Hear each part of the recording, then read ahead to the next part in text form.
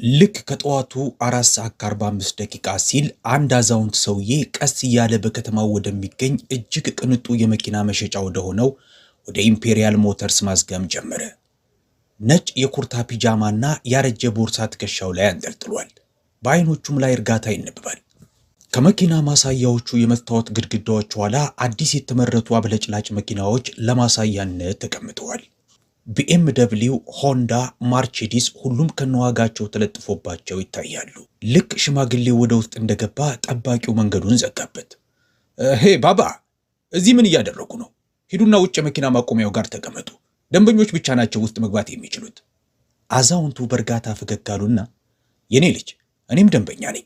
ማናጀሩን ማግኘት እፈልጋለሁ። መኪና ማየትም እፈልጋለሁ። ለዛ ነው የመጣሁት አሉት። ጠባቂው ሳቀና ካጠገቡ ለቆመው ጠባቂ የሚሉትን ሰማሃቸው ወይ? ባባ መኪና ሊገዙ ነው የመጡት። የትኛውን?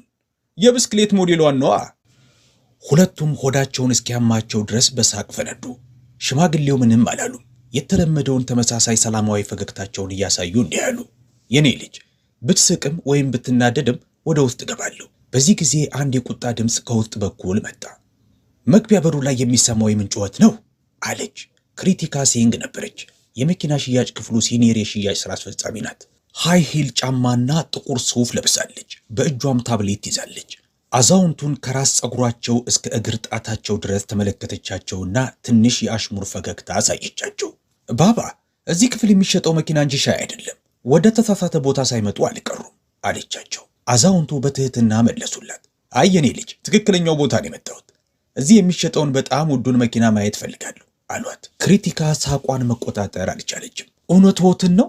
በጣም ውዱ መኪናችን ኦንሬል 9 ይባላል። ዋጋውም 35 ሚሊዮን ሩፔ ነው። በካሽ በጥሬው ነው ወይስ በቼክ ነው የሚከፍሉት? አለች።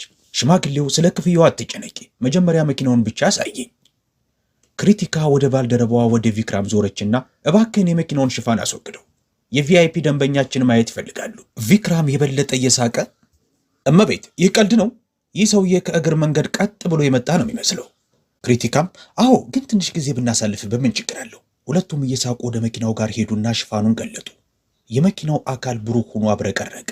አዛውንቱ መኪናውን መረመሩ በጥንቃቄ። ከዛም ለስለስ ባለ ድምፅ ቅላጼ የሞተሩን ድምፅ መስማት እፈልጋለሁ አሉ። ቪክራም ተናደደ። ባባ፣ ይህ ተራ የሰፈር ተሽከርካሪ አይደለም።